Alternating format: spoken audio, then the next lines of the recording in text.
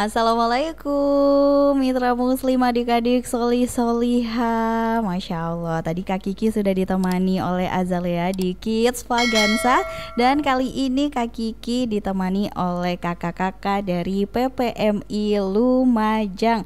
Masya Allah, kira-kira kita akan mendengarkan kisah apa ya? Langsung saja deh Kak Kiki sapa yang sudah hadir nih di studio Suara Muslim Lumajang. Ada Kak Berry. Assalamualaikum. Waalaikumsalam Kak Kiki. Iya Kak Berry, gimana kabarnya? Sehat, kebetulan hari ini hari libur jadi nyantai. Oh jadi nyantai, jadi tidak mengganggu aktivitasnya Kak Berry ya? Tidak, kebetulan santai. Alhamdulillah. Jadi kalau kakak-kakak PPMI ini semuanya memang dipanggilnya Kak ya? Iya. Ya soalnya supaya mungkin lebih akrab. Lebih mudah. Lebih muda, lebih akrab, lebih familiar gitu. Iya benar. Jadi adik-adik solih-soliha nih ya yang mau mendengar kisah-kisah dari Kak Berry ataupun juga dari kakak-kakak PPMI lainnya yang mungkin ketinggalan dari live radio Suara Muslim Lumajang, nanti rekamannya bisa adik-adik solih-soliha lihat di tayangan podcast Dr. Alia THT _official seperti itu. Jadi ini rekamannya akan kita hadirkan gitu ya di YouTube-nya Dr. Alia, seperti itu mitra muslim. Oke, Kak Berry, hari Ahad ini memang lebih santai ya daripada hari biasanya gitu ya Kak Berry ya. Kalau aktivitasnya hari biasanya apa tuh Kak Berry? Saya kegiatan aktivitas sehari-hari kebetulan saya menjadi kepala TK Negeri Pembina Kecamatan Tempe yang lokasinya di daerah Desa Besuk. Jadi di situ kalau daerah Besuk itu terkenal dengan pabriknya Kajising. Iya. Jadi masyarakat itu yang paham itu kerja di mana Kajising gitu. Padahal di TK-nya gitu ya kalau Kak Berry. Kalau saya di selatannya, jadi selatan daerah lokasi pabrik itu, jadi ada dusunnya itu tepatnya di Warung Kutil, di timurnya Masjid Baitur Rahman Desa Besuk, masuk gang. Kebetulan lokasi TK saya itu memang di dalam. Jadi di depan itu ada SD Besuk 2, satu halaman masuk di dalam, jadi di belakangnya itu TK saya. Tapi ternyata memang lebih aman di dalam ya kalau untuk TK ya. Jadi anak-anak tuh nggak sampai lari ke jalanan gitu ya Kak Berry ya. Oke, kita ngomongin tentang pengkisah dulu deh ya Kak Berry ya. Sambil adik-adik solih-soliha ini mungkin penasaran, pengkisah itu tuh seperti apa sih? Ya, juru kisah itu memang diidentikan dengan PPMI itu kan Persatuan Pencerita Muslim Indonesia. Kebetulan kakak-kakak yang punya ide ya, terutama dipandegani oleh Kak Bimo yang dari Yogyakarta itu mengharapkan memang antara juru kisah dan pendongeng itu memang ada beda. Kalau dulu mungkin kita kenal dengan dongeng atau pendongeng. Sekarang kan kisah. Bedanya itu di mana? Kalau dongeng itu secara umum yang ada di masyarakat, terus kejadiannya atau ceritanya itu ada yang nyata, ada yang tidak nyata. Jadi fiksi dan non fiksi. Tetapi kalau berkisah ini rujukannya itu ke Al-Quran atau ke hadis Nabi. Jadi paling tidak nuansa Islami itu di berkisah ini ditekankan. Jadi paling tidak acuannya ke situ, sehingga yang istilahnya yang non fiksi, yang terlalu jauh dari istilahnya yang berupa khayalan lah, itu dihindarkan. Jadi rujukannya jelas. Jadi kalau berkisah itu rujukannya jelas Al-Quran dan hadis. Itu pun kalau saya merasakan, saya juga belajar nih di PPM ini, belajar dari senior-senior kita. Itu memang lebih sulit yang berkisah ini. Kenapa lebih sulit? Karena imajinasi kita itu dibatasi oleh aturan yang ada. Jadi jangan sampai menyalahi, termasuk terutama kisah-kisah tentang Nabi, terus tentang ketokohan Islam yang mungkin dikenal dengan, kalau di pelajaran agama itu tareh. Jadi sejarah kebudayaan Islam kok sarjana. SKI itu kalau di anak-anak yang sekolah di agama, MI, MTS itu SKI, sejarah kebudayaan Islam. Itu memang harus pakemnya itu betul-betul harus dipahami. Jadi jangan sampai kalau kita menceritakan itu nanti di luar pakem, terlalu terlalu luas sehingga kurang pas. Karena kan kalau misalkan berkisah itu ya diambilnya dari kisah nyata gitu ya. Cerita Rasulullah juga ya memang cerita yang sebenarnya gitu ya Kak Beri ya.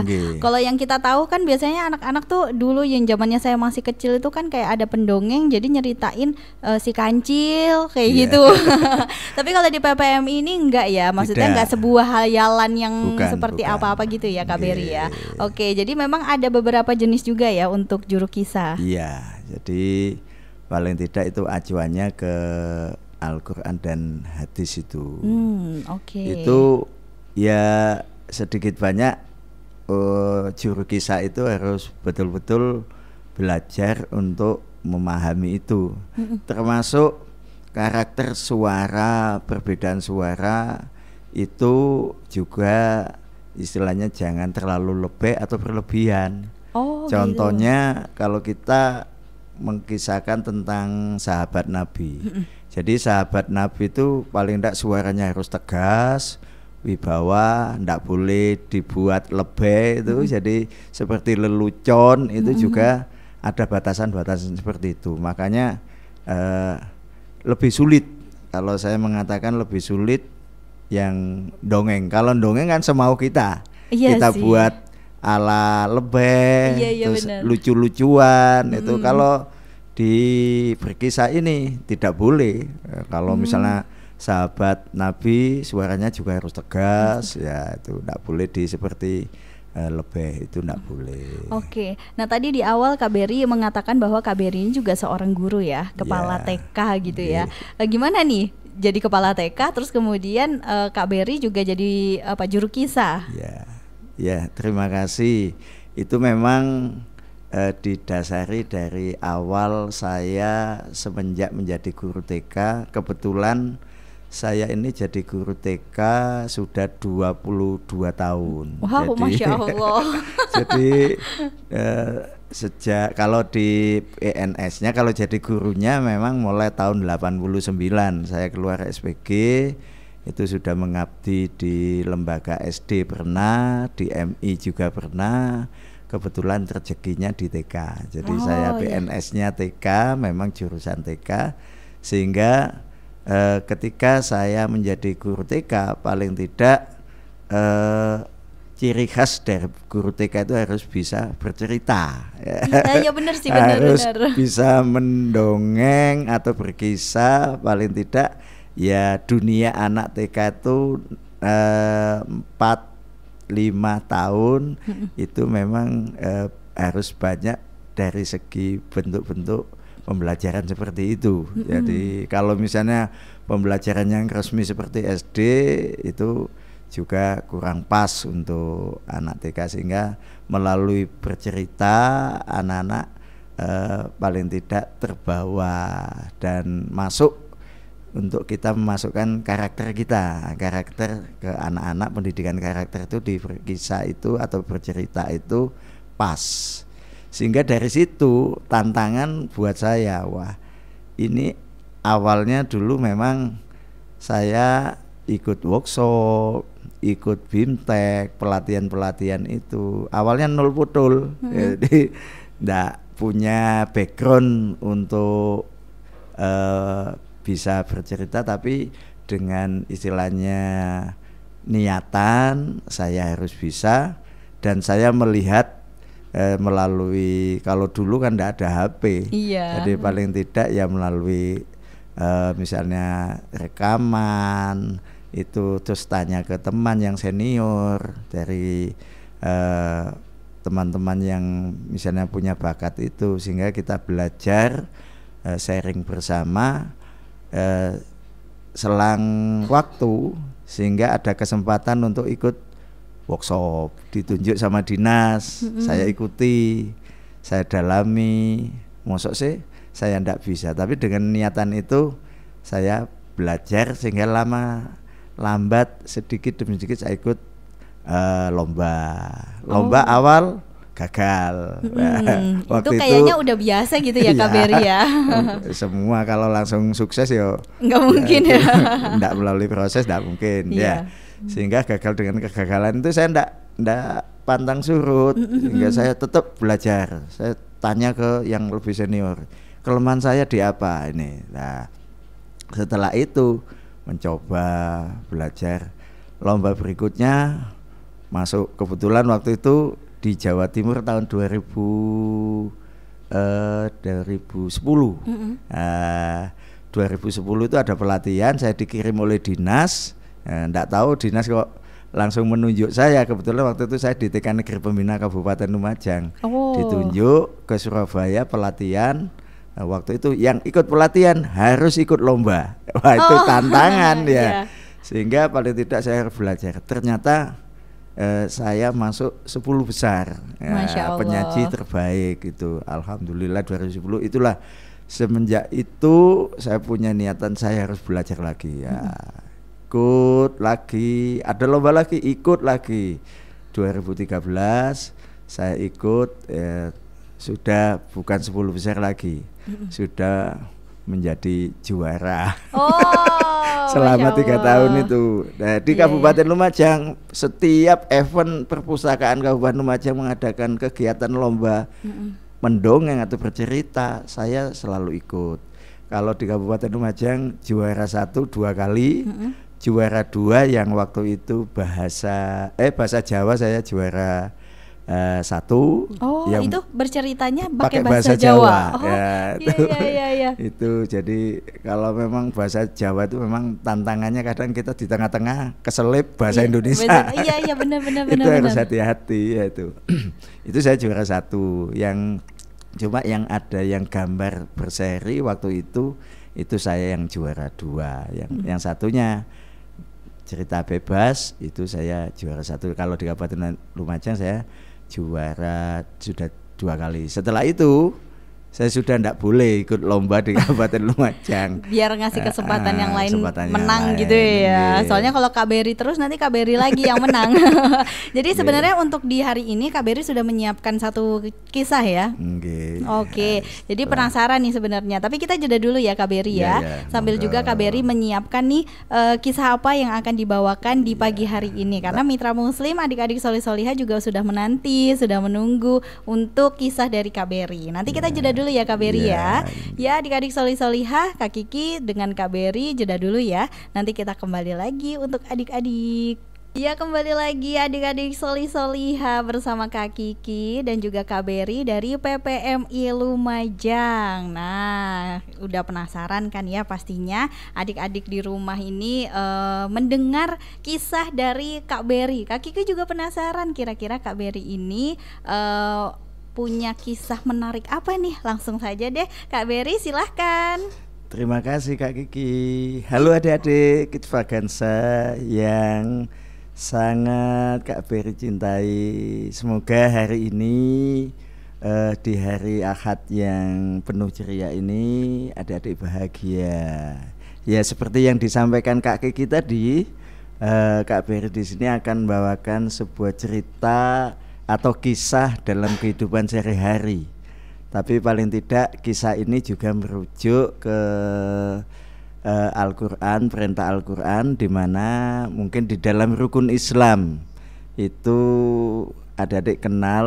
Yang pertama ada syahadat, yang kedua sholat, yang ketiga zakat, yang keempat berpuasa, dan yang kelima naik haji. Ya, yang di sini yang Kak Beri ceritakan yaitu dengan judul hadiah sarung bolong. Kok bisa hadiahnya malah sarung bolong ya Kak Beri ya? Penasaran ya Kak Kiki ya? Iya, penasaran banget. Iya, memang kalau buat judul itu harus yang istilah buat penonton penasaran. Oh iya, benar. Iya, kenapa boleh, sarung bolong? Iya, boleh enggak saya cerita? Langsung Kak Beri. Nanti saya silakan. Terima kasih. Assalamualaikum warahmatullahi wabarakatuh. Waalaikumsalam warahmatullahi wabarakatuh. Adik-adik sekalian, pagi itu di sebuah desa yang sunyi senyap, pagi yang dingin, semua penduduk terlelap.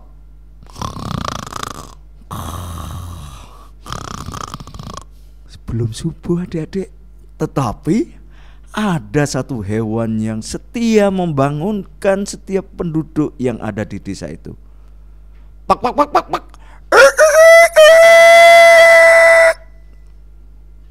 Dengan suara kokok ayam, semua penduduk terbangun, yaitu tanpa terkecuali nenek yang ada di sebuah gubuk. Sudah pagi rupanya. Oh, sudah subuh ini. Kalau kokok ayam jantan sudah bunyi mengeluarkan suaranya, ini sudah pagi adik-adik. Sudah mau sholat subuh. Wah, dari kejauhan ada suara panggilan untuk sholat. Allahu Akbar, Allahu Akbar. Wah, itu tandanya sudah subuh. Mana cucu-cucuku ini? Saya bangunkan, saya ajak sholat untuk bersama-sama jamaah dengan saya. Aku mau bangunkan Ani di dalam kamarnya. Ani, ayo bangun Ani. Aku masih ngantuk, Nek. Oh, jangan gitu, harus dilawan, jangan ngantuk gitu. Iya, Nek. Ayo, Nek, aku mau ke kamar mandi dulu. Silakan, Ani. Ayo, cepat cuci muka. Tidak usah mandi dulu. Cukup cuci muka, setelah itu wudu. Yang penting bersih. Iya, Nek. Nah, langsung si Ani pergi ke kamar mandi. Dia cuci muka dengan sabun yang wangi, karena bau badan pada waktu tidur itu sudah tidak enak lagi. Akhirnya cuci muka, langsung mengambil wudu. Aku mau wudu dulu. Bismillahirrahmanirrahim. Nawaitu wudu'a lirafa'il hadasil ashori wardalillahi ta'ala. Bismillah. Sehingga Ani wudu. Ya, seperti adik-adik kalau wudu. Ya, itu ya. Jadi tepuk wudu. Ya, itu kan adik-adik biasanya bisa. Ya. Baca basmalah lalu cuci tangan, prok. Kumur-kumur basuh hidung, basuh muka, prok. Basuh tangan sampai siku, kepala dan telinga. Tak lupa basuh kaki dan berdoa, prok. Nah, gitu kan adik-adik. Adik-adik tentunya bisa semuanya karena sudah diajari oleh ustadz dan ustadzah di sekolah masing-masing. Langsung Ani wudu. sudah wudu. Ayo cepat, mukenanya dipakai. Oh iya Nek. Langsung Nek. Ani, kakakmu mana? Si Tony kok belum bangun? Nggak tahu Nek, tadi tidur di kamar sebelah. Coba bangunkan si Tony. Baik Nek. Si Ani langsung membangunkan si Tony. Teng teng teng masuk.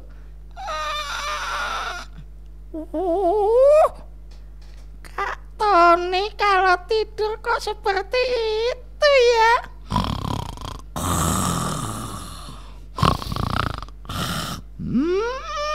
Mendengkur ngorok ya. Tak bangunkan pelan-pelan biar nggak kaget. Kak Tony, bangun Kak Tony. Kak Tony tidak mau bangun. Dia diam saja. Malah sarungnya ditarik. Loh. Kok malah sarungnya ditarik ke atas ini? Males bangun ini. Ayo Kak Tony, bangun Kak Tony. Apa sih kamu bangun-bangunin aku? Aku loh masih ngantuk. Disuruh nenek loh, bukan aku.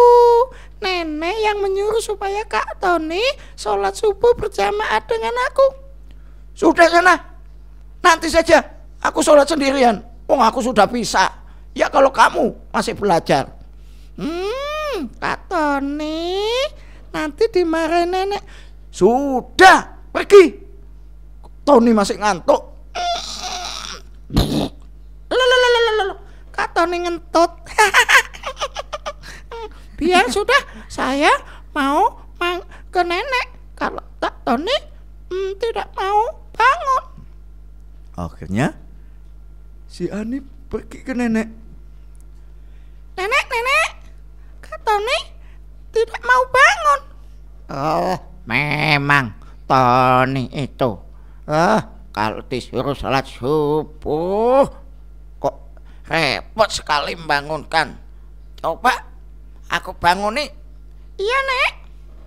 Akhirnya nenek juga ke kamarnya Kak Tony. Anak ini memang bandel sekali. Tidak seperti adiknya.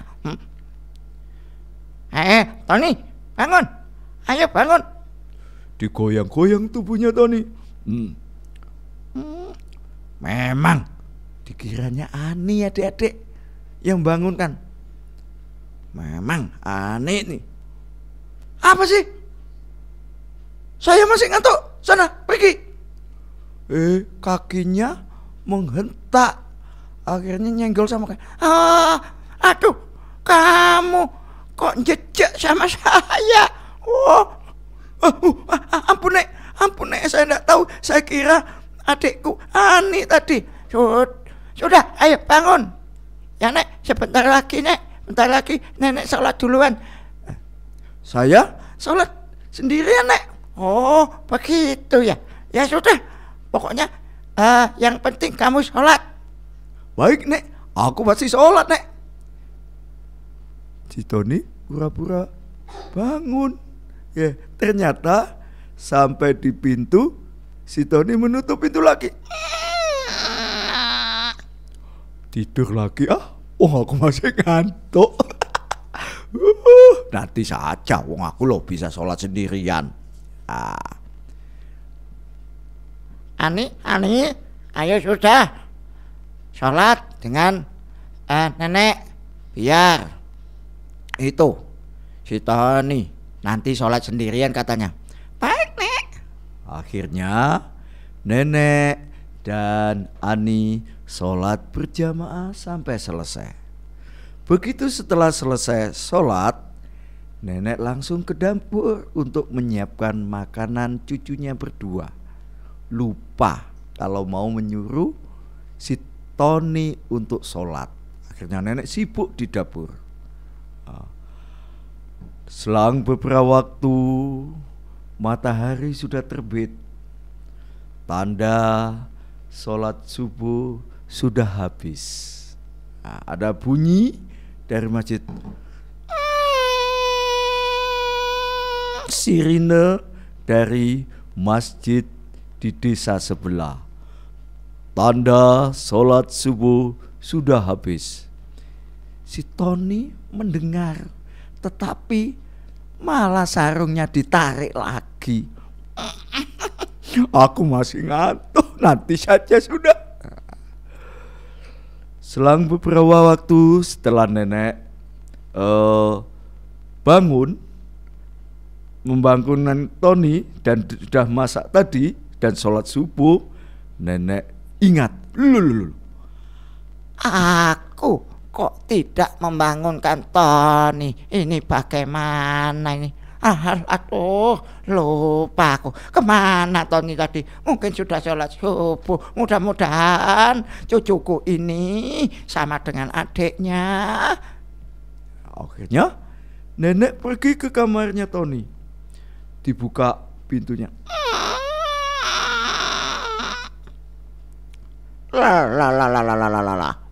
Si Tony kok masih tidur seperti itu? Ini ndak bangun ini. Bagaimana cucuku? Tony, ayo bangun. Ayo sholat subuh. Nenek si Tony kaget. Wah, aduh. Iya nek, ini sudah siang ya. Aku belum sholat subuh. Wah, ayo cepet. Dah, sholat subuh di kodok sana. Cepet. Langsung si Tony lari ke kamar mandi, wudu, sholat. Setelah itu si Ani dan Tony bersama-sama nenek sarapan pagi. Setelah itu berangkat sekolah. Sehabis pulang sekolah, Tony dan Ani dengan senang, dia selalu gemar belajar, bersekolah dengan teman-temannya, juga bermain dengan teman-temannya, seperti yang dilakukan kegiatan 7 kebiasaan anak Indonesia hebat. Tentunya adik-adik kan bisa menyanyikan lagu 7 kebiasaan anak Indonesia hebat. Ada 7 kebiasaan anak-anak Indonesia hebat. Bangun tidur pagi dan beribadah, berolahraga, makan bergizi, gemar belajar, bermasyarakat, tidur cepat, beristirahat. Iya, tentunya adik-adik bisa menyanyikan lagu itu. Apa itu 7 kebiasaan anak Indonesia hebat? Pertama, bangun tidur pagi. Setelah itu beribadah. Beribadah itu apa? Berarti pagi sekali adik-adik harus sholat subuh. Yang beragama Islam, yang beragama lain silakan sesuai dengan keyakinannya masing-masing. Yang penting beribadah, berdoa itu juga beribadah. Setelah itu berolahraga. Adik-adik, olahraga itu tidak harus pakai musik, tidak boleh. Misalnya dikepak-kepakkan sayapnya, digeleng-gelengkan kepala, digoyang-goyangkan pinggulnya, agar hilang ngantuk dan lelah. Goyang kanan, prok prok prok, goyang kiri, prok prok prok, putar ke kanan, putar ke kiri. Itu juga termasuk olahraga. Terutama adik-adik TK itu sudah diajari nyanyi sama bu gurunya. Juga adik-adik SD sama saja. Itulah. Setelah berolahraga jangan lupa sarapan pagi. Kenapa kita harus sarapan pagi?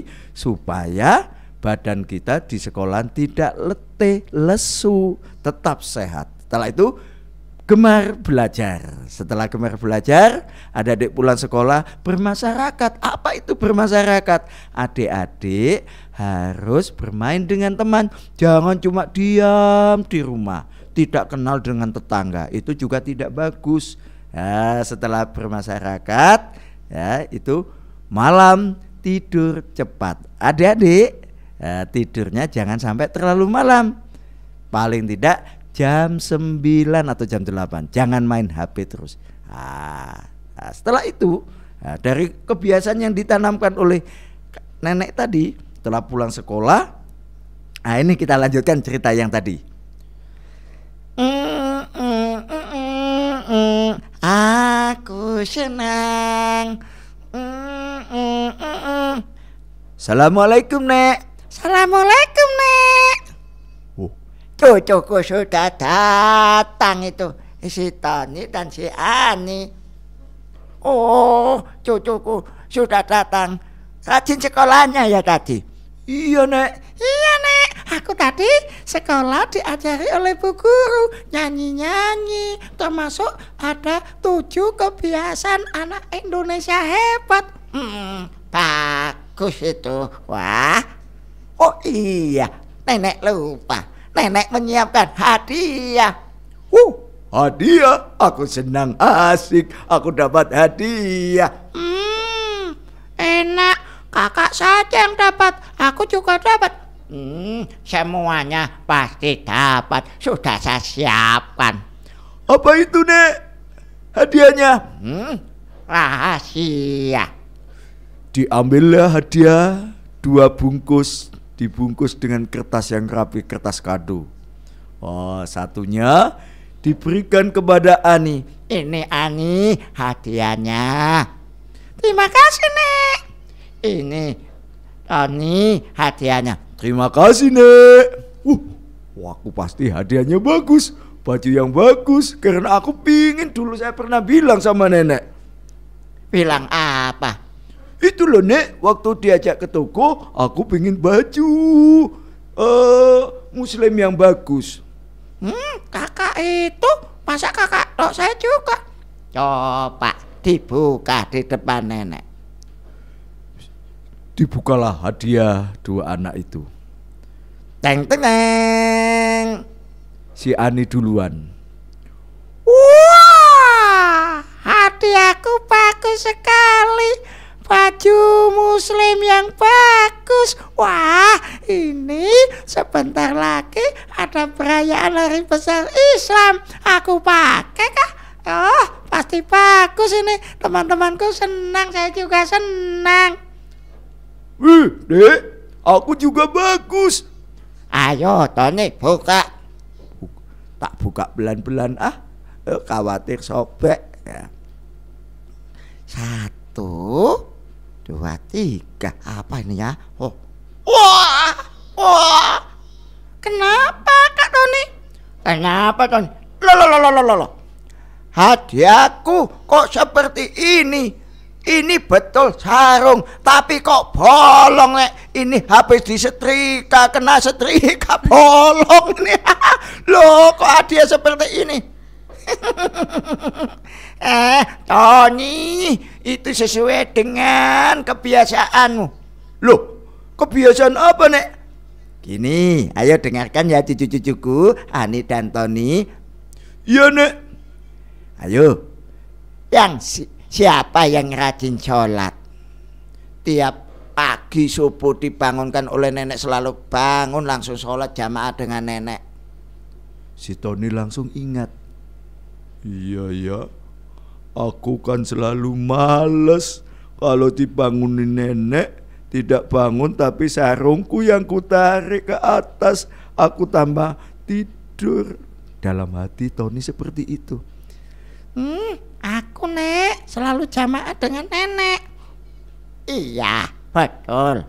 Makanya itu sesuai dengan kebiasaanmu. Kalau Ani rajin sholat, saya beri baju muslim yang bagus. Kalau Tony, saya beri sarung yang bolong. Kenapa, Nek, aku kok diberi sarung yang bolong? Oh itu karena sholatmu bolong-bolong. Nenek, bercandanya ndak lucu aku dikasih sarung yang bolong. Makanya kalau kamu pingin sarung yang tidak bolong, nanti kamu sholatnya harus janji yang rajin, yang lengkap. Baik Nek.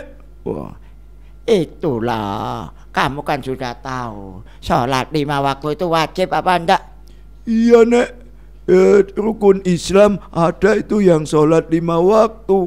Bahkan saya dulu pernah diceritai sama ustadz saya kalau sholat itu juga dari perintah Nabi Muhammad waktu itu. Apa ya? Ayo, apa? Itu loh Kak, masa lupa? Isra Mi'raj itu perintah Nabi Muhammad menerima wahyu untuk menjalankan sholat. Oh iya ya. Oh dasar Tony sering lupa, maka sholatnya bolong-bolong. Saya beri hadiah sarung bolong. Ya Nek, maaf Nek, tidak akan saya ulang lagi. Bagus kalau seperti itu. Kalau bisa berubah itu adalah yang baik ya. Janji ya, tidak seperti itu lagi. Janji Nek. Ya, Adik, sejak saat itulah Tony, Ani dan Nenek kalau sholat subuh selalu berjamaah. Ya tepuk tangan. Ya. Itu Kak Kiki. Kenapa kok sarung bolong tadi? Karena sholatnya Tony bolong-bolong. Iya, jadi pas banget ya idenya si nenek ini ngasih hadiah ke Tony, ke Kak Tony, sarung bolong. Iya betul. Iya, jadi ini buat adik-adik solih-solihan nih yang mendengarkan, nggak boleh sholatnya bolong-bolong ya. Ya kebetulan nenek punya waktu itu nyetrika sarungnya kakek, terus ditinggal masak, ndak taunya loh kok bau angus, ternyata sarungnya bolong. Ndak dibuang sama nenek ya. Jadi dibuat ini hadiahnya Kak Tony. Oke, Masya Allah. Pesannya bagus banget ya Kak Berry ya. Jadi ini tuh mengajarkan anak-anak sedini mungkin untuk belajar sholat. Tadi juga kan Ani masih kecil gitu ya Kak Berry ya. Tapi ternyata Ani lebih rajin gitu. Dan jadi ini pelajarannya supaya anak-anak sedini mungkin sudah kita ajak sholat. Nggak boleh bolong-bolong juga gitu. Kalau anaknya nggak bolong-bolong ya insya Allah orang tuanya juga. Jangan sampai bolong-bolong. Iya, penting sekali karena dasar yang utama itu memang di rukun Islam untuk penanaman ke anak-anak itu sholat. Ya, itu paling tidak kita harus senantiasa mengingatkan anak-anak kita untuk sholatnya ajak, termasuk jamaah dengan orang tua itu harus selalu dilakukan. Kalau tanpa contoh dari orang tua itu pasti tidak mungkin akan dilakukan ya itu. Iya benar. Jadi orang tua juga harus jadi contoh yang baik di rumahnya.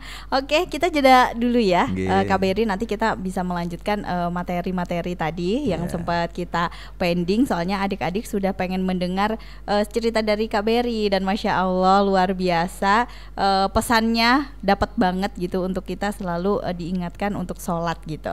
Oke baik, kita jeda dulu ya adik-adik ya. Tetaplah di Kids Vagansa.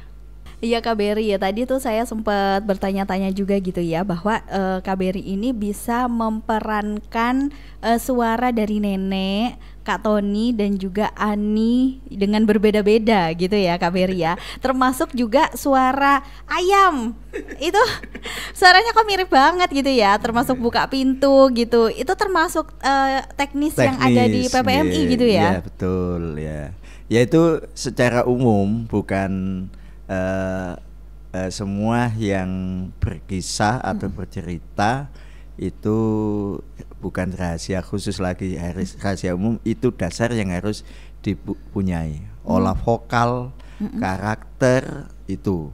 Latihannya bagaimana? Latihannya ya saya dulu ya waktu koko ayam itu ya pertama kukuruyuk itu kan sudah umum. Iya benar-benar.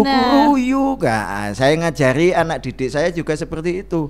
Lama-lama coba mulutnya mencucu. Nah, pelan-pelan jadi dari satu suara. Di tenggorokan sini agak ditekan, terus mulutnya dibuka seperti O, bentuk huruf O mencucu. Satu, dua, ya agak dipanjangkan. Itu jadi lama-lama akan terbiasa. Bahkan anak saya kebetulan itu saya punya 3 anak, cewek dan cowok. Yang berbakat mungkin darah saya itu yang ini anak yang ketiga. Oh, yang cowok. Yang cowok itu sering melihat saya kalau saya melatih anak didik saya, dia selalu mengintip di balik selambu atau apa tirai itu ya. Tuh mendengarkan. Di belakang saya tak pikir itu suara ayam saya, ternyata anak saya. Jadi dianya ikut belajar juga di rumah. Dulu. Cuma ndak ya aku ajarin ndak pernah seperti itu ya. Lama kelamaan kok bisa loh ternyata anak saya. Ya tuh ya termasuk bakat untuk dongeng ini, puisi itu anak saya yang ketiga ini. Jadi Masya Allah. Anak saya juga pernah juara 1 kemarin Porseni tingkat Kabupaten MI se-Kabupaten Lumajang. Tapi di Jawa Timur masih belum rezeki. Iya berarti harus tetap berusaha lagi. Kayak Kak Beri juga kan awalnya kan belum. Iya benar. Termasuk puisi itu anak saya juga pernah juara sehingga itu jadi teknik-teknik seperti itu memang yang harus dipunyai. Siapa yang bisa mengasah itu? Ya kita sendiri. Kadang-kadang saya memotivasi teman-teman guru kan saya sering memberikan bimtek, pelatihan. Ayo, sopo maneh ndak kita sendiri. Kalau kita ndak termotivasi, kepingin tapi ndak mau mencoba. Yang penting kuncinya satu tuh berani. Berani tampil sudah. Benar salah apa katanya nanti. Nanti waktu akan yang mengasah kita. Nah itu. Seperti saya dulu teman-teman di PPM itu Kak Yusnita. Terus Kak Dian itu juga dulu saya yang jadi jurinya ya. Kak Dian, Kak Yusnita, Kak Neneng dan teman-teman nanti mungkin yang minggu depan yang mau mengisi itu itu malah sekarang lebih pinter dari saya ya. Termasuk Kak Dian itu pakai boneka yang apa itu yang boneka kayak yang Susan ya, gitu Susan ya. Maksudnya ada tokoh lainnya gitu ya. Itu pinter itu Kak Dian itu juga termasuk Kak Yusnita. Mudah-mudahan ke depan beliau sudah konsep paling tidak di grup itu kan sudah dimotivasi oleh Dokter Alia. Ayo kakak-kakak PPMI ya sudah punya konsep itu. Cuma Masya Allah. biasanya teman-teman itu mesti sembunyi-sembunyi ya. Langsung gebrakannya nanti langsung live di radio gitu ya Kak Beri ya. Ya setelah ini mungkin nanti saya konsep gitu saya. Masya Allah, soalnya kita penasaran juga dari kisah-kisah kakak-kakak PPMI yang lain gitu ya Kak Beri ya. Mungkin sebagai yang pertamanya ini ada Kak Beri, terus nanti next mungkin ada kakak-kakak lainnya. Terus nanti Kak Beri mampir lagi ke sini dengan cerita yang lain juga gitu ya Kak Beri ya. Oke, mungkin ada closing statement nih untuk dari Kak Beri untuk mitra muslim yang mendengarkan. Terima kasih untuk pendengar Suara Muslim dan adik-adik Kitfa Gansa. Kali ini Kak Beri sedikit banyak menularkan ilmunya untuk berbagi, saling berbagi, karena ini sesuai dengan sekarang program pembelajaran di pemerintah, yaitu tentang pembelajaran mendalam. Itu paling tidak sudah mengena kalau kita melakukan prinsip pembelajaran, yaitu berkesadaran, bermakna dan menggembirakan.